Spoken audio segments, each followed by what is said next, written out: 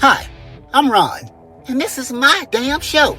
Let's get into it. So either stop saying my name, you will be remembered no differently than the officers of the Third Reich. I know you rehearsed that line. Oh, I'm sure you rehearsed man. that line, but it's really pitiful. And I'm a bit insulted that that is what you've come up with against me. Really? It's not offensive at all. If you want to not be compared to Nazis, stop acting like Nazis. It's very simple. I think you're consumed No, you by are, hatred my and friend. the fact that The world has woken up, my friend. The world has woken up. Prime Minister Netanyahu is going to be remembered as a Churchill that saved not only Israel from radical Islam, but also Western civilization. She is a self-described Zionist fanatic, someone who has a long history of being a pro-Israel ideologue, who just ran a piece saying the starvation in Gaza is fake. That level of bias being brought to 60 Minutes, to CBS, I think there'll be a lot more censorship of Palestinian voices than there already is. It's now 2 years since Hamas breached the Israeli border and unleashed pure hell. The terrorists inflicted suffering and atrocities which were previously unimaginable on victims who committed no crime. In the 24 bitter months that have followed, few can dispute that Israel's now done the same. War was inevitable. A response, as I've said many times, was justified. The same cannot be said of the starvation and civilian slaughter which have decimated Israel's international standing and brought anger and evil to our streets. A sickening attack on a synagogue in Manchester last week was followed quickly by an attack on a Sussex mosque. Hate-filled protests have routinely reached cities across the world. Anybody with a heart knows this can't go on. And the 2-year anniversary of October the 7th coincides with the biggest chance yet to finally bring this misery to an end. How close that end really is and how permanent that end will be are the subjects we're focusing on for the next hour, as well as the very real possibility, foreshadowed for so long, that an end to the war may be the beginning of the end for Netanyahu too. Well, joining me now is Zateo Editor-in-Chief and CEO Mehdi Hasan. Mehdi, great to have you back on Uncensored. It feels like an historic moment, not just because it's the second anniversary, but because there is a peace plan which is being taken very seriously by all sides, it would seem, and which you yourself have already conceded. There are parts of this plan that you approve of. So let's go through this. Tell me what you like and what you don't like about the plan. Piers, appreciate you having me on. It's an important day, it's an important week, and it is an important plan if it can stop the violence. I just want to say one thing about your intro. You said Hamas breached Israel's border on October the 7th. Technically, Israel is the only country I know of that doesn't define its borders. It breached the fence, but Israel has never said whether it accepts that Gaza is not Israeli territory. It is actually Palestinian territory. And that comes to the plan itself, which is a plan that Donald Trump tried to get signed off with Arab governments, as you know, Piers, and then when he released it, Israel had made some edits. So it's not great to have a plan that's written by Tony Blair and Jared Kushner and edited by Benjamin Netanyahu. Clearly, it's not great for the Palestinians. But in a situation where there is a genocide going on, people like myself, we want an end to the fighting. I'm not Palestinian. Let me just be very clear. Palestinians get to decide what happens to their future, whether they fight, whether they cease fire, whether they sign a peace deal. That is up to the Palestinian people. But just looking at it from an analytical point of view, there are good things in the plan. An end to the fighting, top of them, a resumption of aid, a release of hostages and detainees on all sides. We all want that, right? An end to starvation, we hope. By the way, the plan says that if the plan is agreed, aid will be fully resumed, which is a concession, Piers. The aid hasn't been fully resumed, right. Unlike all the Israelis who've been on your show and told you, oh, aid, there's enough aid. Well, why does the plan say that aid has to go up then, has to be resumed? Anyways, park that for a moment. Those are the good things. End to violence, end to starvation, I hope, would be the good things. The bad things are that it's a very colonial plan. A lot of Palestinians have described it to me as colonial. Tony Blair and Donald Trump should have nothing to do with the running of Gaza. This plan puts them on some board of peace. I think you and I would agree that Tony Blair has been nothing but a disaster for the Middle East. To bring him back here is insanity. And of course, when you look at the plan itself, Piers, it's not a peace plan, because peace requires a settlement to the conflict. It requires justice for the Palestinian people. It requires an end to the occupation. This plan does not do that, right? Netanyahu himself has told Israelis there's nothing in this plan that says statehood. There's a vague mention of it, Piers, where it says if the Palestinian Authority reforms itself, if Gaza's redeveloped, if Israel decides there's no resumption of terror, then there will be a pathway to peace and statehood. It's all very vague. It's very conditional. It doesn't deal with the core issue, which I've been telling you on your show for over a year now, is the occupation. Hamas is not the core issue. Hamas is a symptom of the core issue. The core issue is occupation. And this plan does nothing for that. It also leaves Israel in control of at least 20% of the territory, maybe a majority. I mean, Amit Segal, who's a journalist very close to Benjamin Netanyahu, he said over the weekend, this leaves Israel in control of the majority of the Strip as long as we want. Do you agree with the general consensus that Hamas can play no part in any government going forward in either Gaza or the West Bank? Hamas agrees to that, Piers. So the difference between what Hamas has offered to Biden and Trump and what Trump has come up with, and this is where the big sticking point is, Hamas has always agreed to a hostage release deal, all for all, they call it. We'll release all the hostages if you release all the Palestinian detainees who you've illegally taken, including the ones since October the 7th, which are mentioned in this plan, thankfully. That's one thing they've always offered, and it's in this plan. The other thing they've always offered is we won't be part of government. Have an independent committee of Palestinian technocrats, independent, non-political folks, not from the PA, not from Hamas, not from Fatah. They agreed to that. Israeli negotiators have admitted they agreed to that. The Americans have admitted that. What's different in this deal is the demilitarization point, right? The Israelis added this in at the very late stage, which is you must give up all your weapons at the very beginning of this ceasefire. That's the sticking point, which Hamas in their statement on Friday, Piers, you saw, haven't signed up to.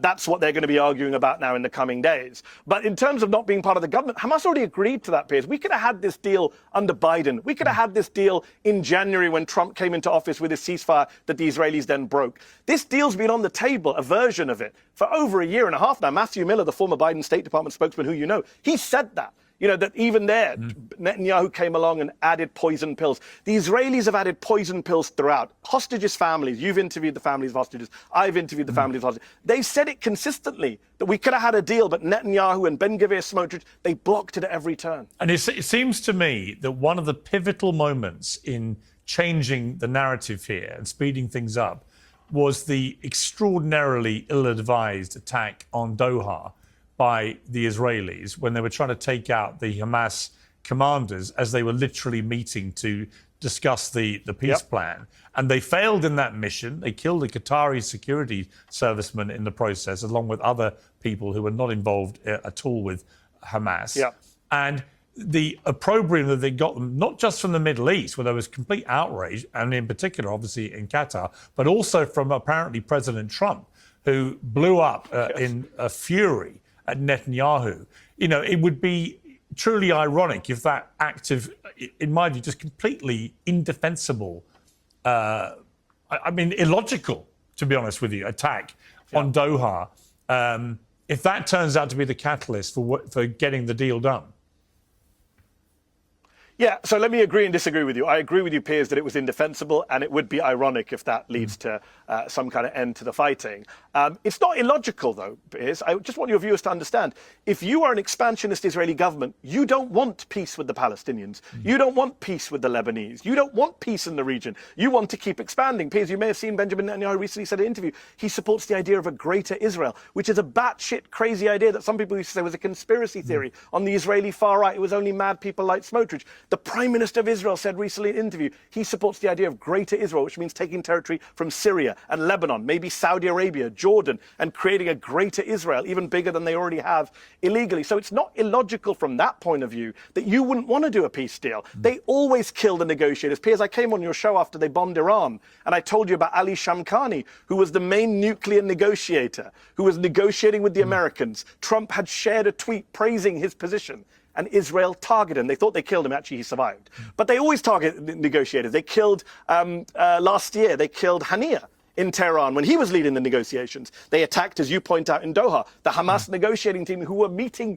to discuss negotiations. Go back to 2012. They killed a guy called Ahmad Jabari from Hamas who was in the middle of signing off on a permanent truce with Israel. They killed him. There's a long history of Israel undermining negotiations, ceasefires, truces. So it's not illogical because they don't actually want peace. And Netanyahu in D.C., Piers, you saw last week when Trump announces this deal, he says it's a great day in history. It'll bring, classic hyperbole and bombast from Trump.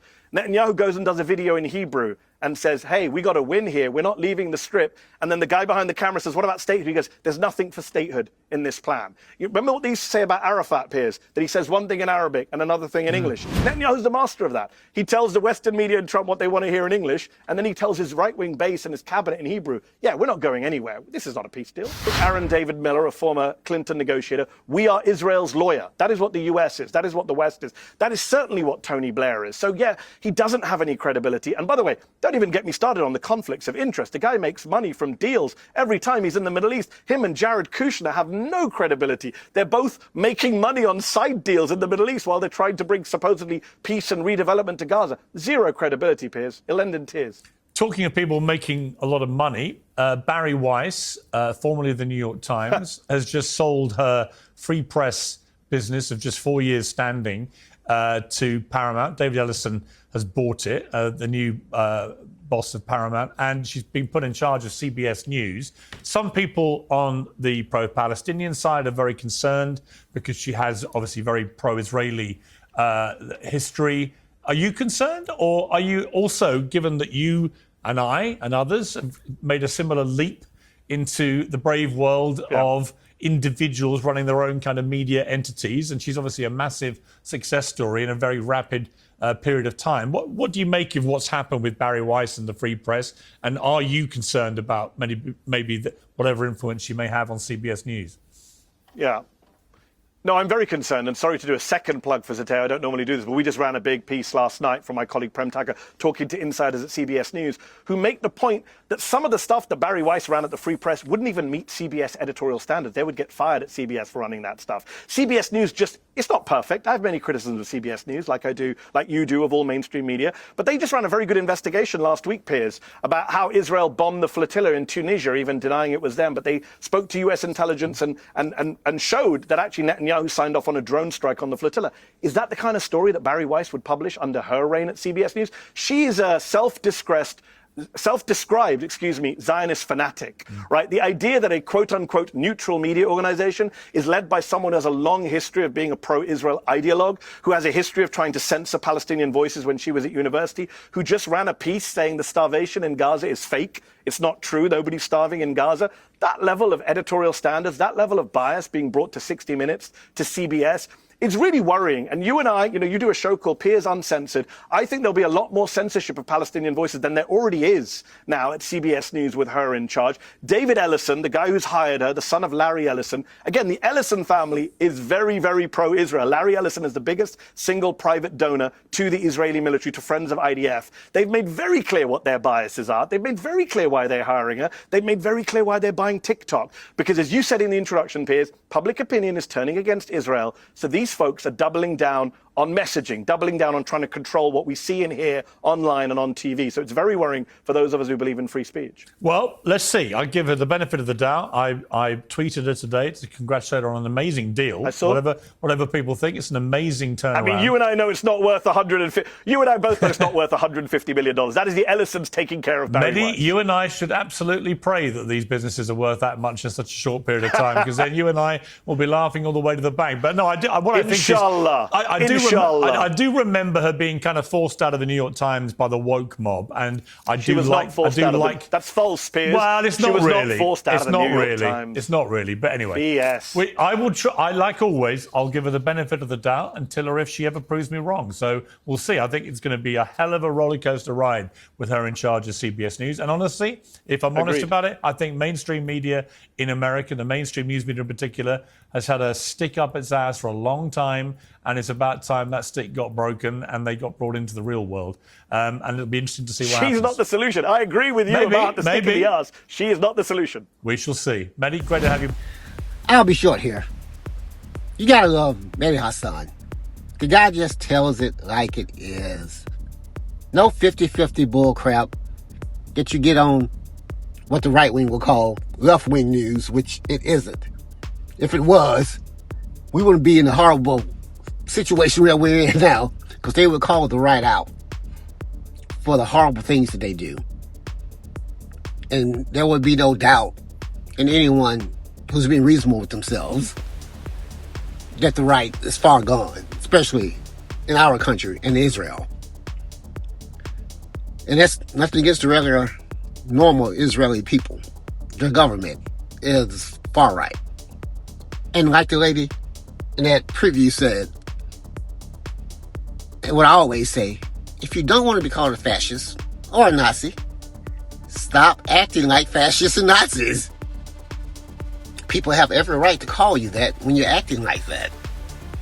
It's wrong when the right wing just makes up shit they just pull out their ass. Like QAnon and people eating babies or taking babies' blood in the back of a pizza shop. That's insane. They have no proof of anything like that at all. Something they've read off the internet. They have a whole big following for just nonsense that they make up and throw out. But when the left says something, they actually have, proof to back it up. You're acting like fascists and Nazis. Look at everything Donald Trump and his administration is doing. They're acting like fascists and Nazis. It's right out there for the world to see. They're not even shy about it. Donald Trump posting who he wants indicted.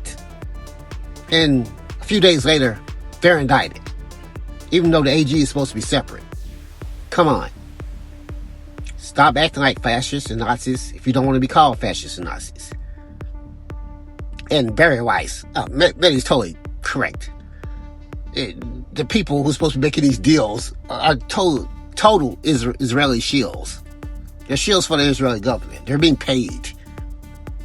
Barry Weiss, CBS. Do not call major networks Leftwing when you hire Barry Weiss to be your head person. Are you kidding me?